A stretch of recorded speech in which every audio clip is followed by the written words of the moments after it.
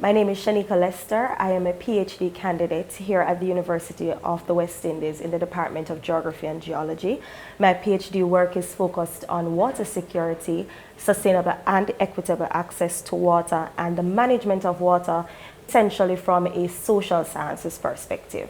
It leans more towards understanding water-society relations and developing frameworks and tools that will advance or contribute to policy, water policy and practice in maintaining a state of water security. And water security is basically improving water availability, but it goes beyond that to issues of water access, universal and sustainable access, which is one of our SDG goals. Yes, and it is also about reducing water-related risk and keeping a balance with water in the environment as well as water what we use. And so it is a critical part of our development because it links to poverty, health, and livelihoods. Water is life as we know it, and climate is changing, particularly within the Caribbean. We are exposed to increasing temperatures, sea level rise, and reduction in rainfall or variability in our rainfall season. And we are a rainfall dependent region, right? So we need water, we need rainfall to replenish our groundwater, which is 84% of our water resources, as well as our surface water. And so climate change is very important in how we manage our water resources and how we will adapt or live or survive over the next few years. I think at the national level, we're not doing too bad as it relates to climate change. Currently, we have the National PPCR project, which is the pilot program for climate resilient Jamaica. And they are looking at several different aspects in increasing our resilience and our adaptive capacity as a nation. And so I think where the government is concerned, we are making strides as it relates to adaptation and resilience where climate change is concerned. I'm not sure if at the local level where our communities and our households are concerned that the message of climate change is taken seriously enough and persons are taking initiatives to adapt themselves or to even learn about what is this climate change and what can I do to combat it. We need more education and awareness about climate change itself, understanding that this is not something that, even though it's climate change and we think that it's something that will happen in the future to the next generation, it's something that is happening now. We're seeing seasonal changes. Whether you are in the agricultural sector, you see where that impacts crops. Whether you are domestic, you see where that impacts your water supply whenever we have a drought. And so education is one way, increasing our awareness about climate change, as well as taking initiatives as a people. So as where water is concerned, you have what is called demand side water management. A lot of time, water management is left to the suppliers, right? But we, as individuals, can take the initiative of employing more strategies that will save water, the efficient use of water in our homes, and contributing to our greenhouse gases, the burning of garbage. That is another thing that contributes to climate change. Yes, we're a small island and our carbon footprint is not as the Chinas and the Indias, but we can take steps into reducing our emissions on the individual level. The agricultural sector is one of the most vulnerable sectors to climate change. It is exposed to changes in water availability. It is exposed to increasing temperatures, evapotranspiration. It is exposed to storms, hurricanes.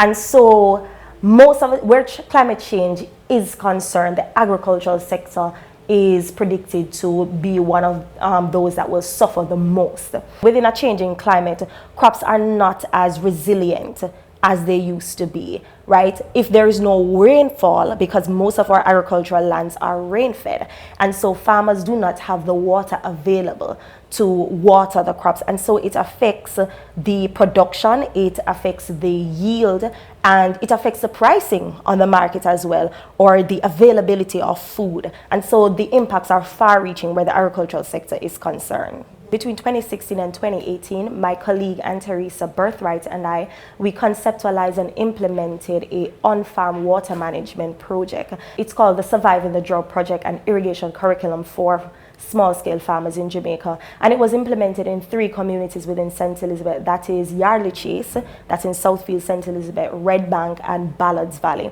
And the project, it took a farmer field school approach, because as the FAO director once said, that the future of agriculture is not input intensive, it is knowledge intensive. And so we use an educational design to increase the adaptive capacities of farmers within the driest section of St. Elizabeth to combat climate change. And so it involved climate smart water conservation measures, which was essentially teaching farmers how to conduct water audits on their farms, building a low-cost rainwater harvesting. We also looked at soil water management and plant water interaction. And so this was the first irrigation-focused farmer field school, because we used the farmer field school approach, which is very popular in Jamaica. It has been, JA Reach 1 and 2 has done a good job with establishing that in Jamaica, but it was the first irrigation-focused farmer field school in Jamaica. And from that project, approximately 57 farmers benefited in raising their adaptive capacity where climate change is concerned from a water management perspective. I will give you the case of Yardley Chase, which was one of our biggest group. They were consistent, and when we went to Yardley Chase, they didn't have a farmers group. And these farmers, they were eager to learn, right? A lot of times we think that farmers, they're stuck in their ways and they do not want to learn, but they realize that the climate is changing, and they know that what they used to do will not suffice anymore. And so they were willing to learn, and from the irrigation project, they learned new methods which they could implement on their farms, which they didn't before. And what came out of the project was the construction of the rainwater harvesting, which had a really big impact, because we know that in rural areas, rainwater harvesting structure is a popular thing, but open field rainwater harvesting structure was not something that was necessarily done. And so under our project, we demonstrated how farmers could create low-cost rainwater harvesting structures so that they could increase their water availability. And so RADA saw this design, and through FAO funding, they were able to implement 35 open field rainwater harvesting structures after perfecting and improving the demonstration that we did. And so 35 farmers benefited from that. And I think they also had an initiative where they distributed sweet peppers to the farmers to see how this rainwater harvesting system increased their yield. And when you go to that community, they will tell you that some of those farmers have not seen yield that high in many years. Yeah, and it has also helped them to be better farmers. It has helped them to see farming as a business and to better be able to control, to have some kind of control over their environment, or competitive advantage, so to speak, where climate change is concerned.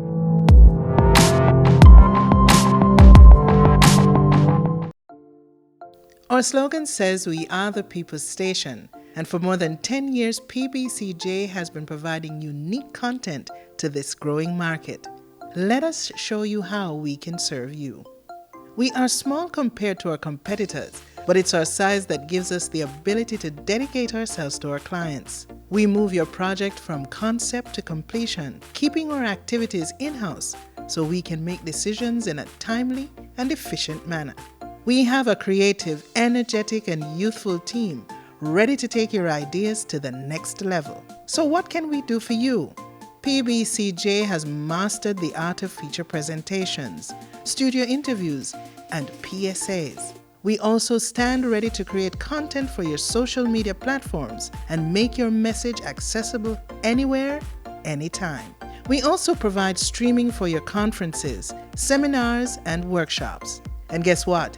You don't have to break the bank, because our fees are some of the most competitive in the market. And just when you thought it couldn't get any better, we air it free. You heard right. We air it free for you. So call the PBCJ at 876-754-7225 or email us at production@pbcjamaica.org. We are waiting to serve you.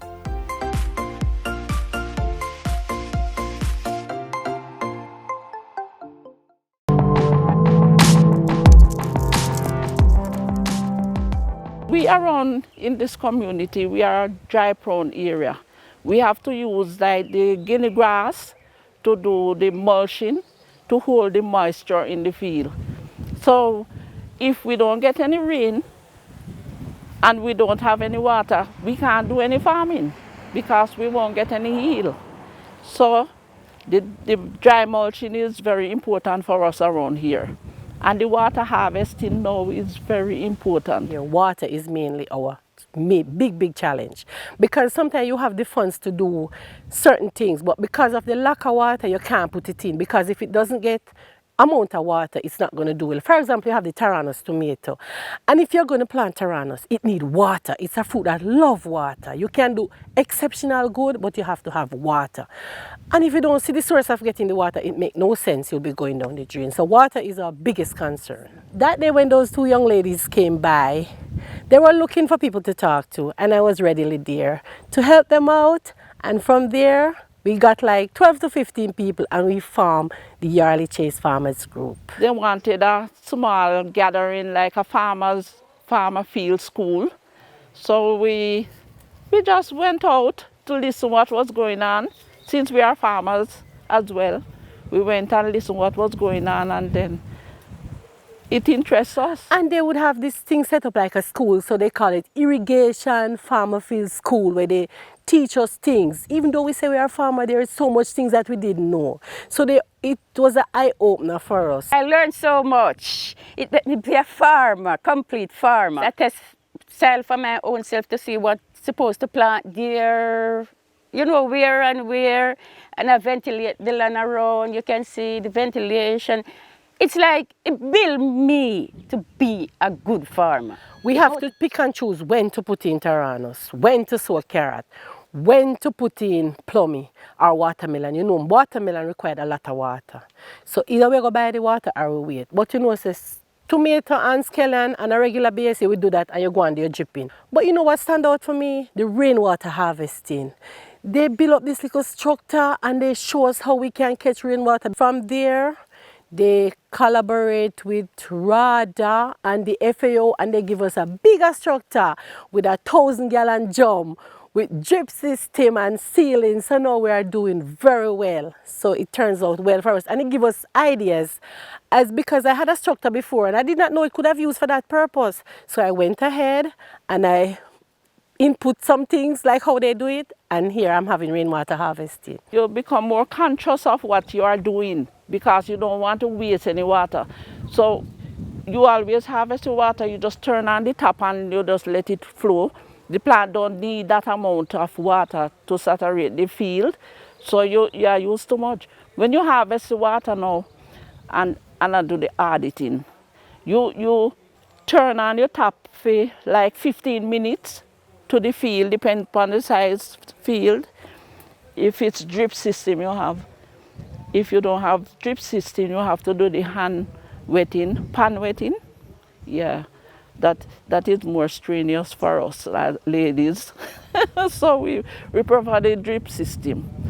And then when you time it now, you can say, if you have a 1,000-gallon drum, you know when it empty, so you know how much you use up.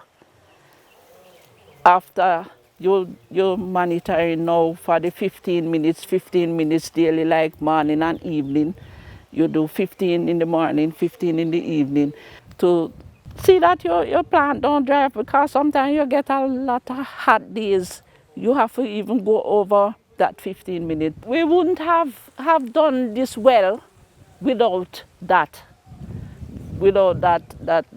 package that we got. We are very grateful for it because the sun is very hot in the days, and if you get this ease, it is very good for you, you know, and you see more yield in your production. Whatever you plant, you get more yield out of it when you have the drip system. So it's a good gesture.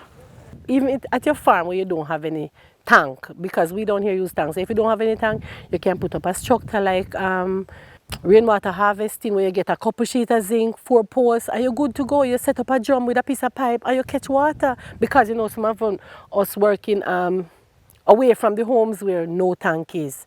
So you put up something like that and you catch water, because I've done it and it have worked for me, because here's not the only place I work and it is working for me. So it can work for other farmers, and then I encourage you to get independent, go out there and fight it. It's hard, but fight. As a farmer, it's ups and downs. Sometimes you have good times, sometimes you have bad times. But we have to motivate ourselves and try our best to let the farming work productively. The Irrigation Farmer Field School initiative is definitely something that we would want to replicate in other communities. And so once we wrap up our PhDs, we will seek additional funding. We also have an Irrigation Farmer Field School manual, which we hope to publish soon, which can be available to farmers and stakeholders who are able to carry out the Irrigation Farmer Field School as a way of sustaining the impact of the project. The rainwater harvesting structure is pretty simple. Possibly 2 or 4 sheets of zinc, 4 columns, just to hold up the structure, and your gutters. So you can use PVC pipes to make your gutters, your mesh to filter the water, and it's recommended to use no less than a 1,000 gallon tank to collect the water, and you can set up your drip system to the tank and you're good to go. So it's pretty simple, it's pretty low cost. Farmers don't even necessarily have to go to the hardware to buy lumber. If they can find wood, they can use that to support the structure. And once you just need a catchment area, which zinc is typically used as a catchment area, you keep it clean. You use your gutter. Some people have used bamboos in other countries, you know, to form the gutter for collecting the water. And so it's pretty cost effective, and that was the aim of it, that other farmers is able to do it wherever they are, as small a farmer they are. From our last meeting that we went to with the FAO and the RADA intervention of upscaling the rainwater harvesting structures in Yarley Chase, I think there will be a move towards Clarendon. So I'm looking to hear more about that.